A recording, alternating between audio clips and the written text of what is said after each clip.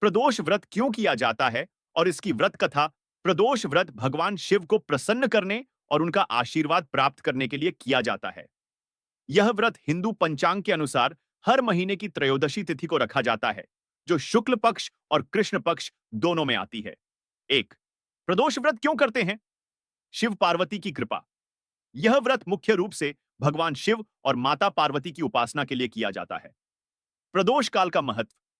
यह मान्यता है कि त्रयोदशी तिथि को सूर्यास्त के बाद और रात्रि के आने से पहले के समय को प्रदोष काल कहा जाता है। इस समय भगवान शिव कैलाश पर्वत के रजत भवन में आनंदित होकर नृत्य करते हैं और सभी देवता उनके गुणों का स्तवन, प्रशंसा करते हैं। इसलिए इस विशेष काल में उनकी पूजा करने से वह अत्यंत शीघ्र प्रसन्न होते हैं। दोषों का निवारण। यह व्रत सभी प्रकार के दोषों, कष्टों को दूर करने वाला माना जाता है। इसे करने से ग्रह दोष, चंद्र दोष और अन्य संकटों से मुक्ति मिलती है। मनोकामना पूर्ति। इस व्रत के प्रभाव से सुख समृद्धि, अच्छा स्वास्थ्य, वैवाहिक जीवन में खुशहाली और आर्थिक लाभ की प्राप्ति होती है। यह कामनाओं की पूर्ति के लिए अत्यंत मंगलकारी होता है। चंद्रमा को श्राप से मुक्ति।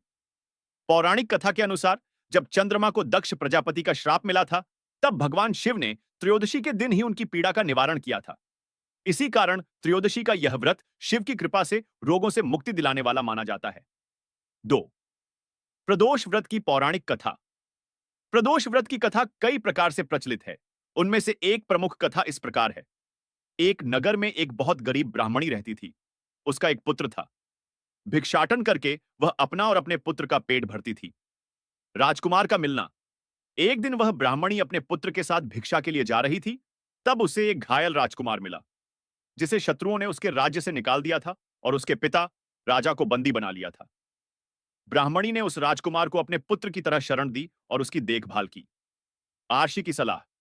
कुछ दिनों बाद एक महात्मा आर्षी उस ब्राह्मणी के पास आए। महात्मा ने ब्राह्मणी की गरीबी और राजकुमार के दुख को देखकर उन्हें प्रदोष व्रत करने की सलाह दी और उन्हें इस व्रत की विधि बताई। व्रत का पालन। ब्राह्मणी और राजकुमार ने महात्मा के कहे अनुसार पूरी श्रद्धा और निष्ठा से प्रदोष व्रत करना शुरू कर दिया। वे हर त्रयोदशी को भगवान शिव की आराधना करते थे। राजकुमार को राज्य की प्राप्ति।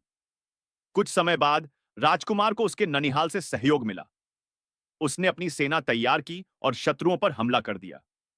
युद्ध में राजकुमार विजयी हुआ और उसने अपना राज्य और अपने पिता को वापस प्राप्त कर लिया। ब्राह्मणी का सम्मान। राजा बनने के बाद राजकुमार ने ब्राह्मणी के उपकार को याद रखा। उसने ब्राह्मणी को महल में बुलाकर अपनी माता के समान सम्मान दिया और उसे धन धान्य से परिपूर्ण किया। व्रत का फल। कथा में कहा गया है कि यह सब ब्राह्मणी और राजकुमार द्वारा किए गए प्रदोष व्रत का ही फल था।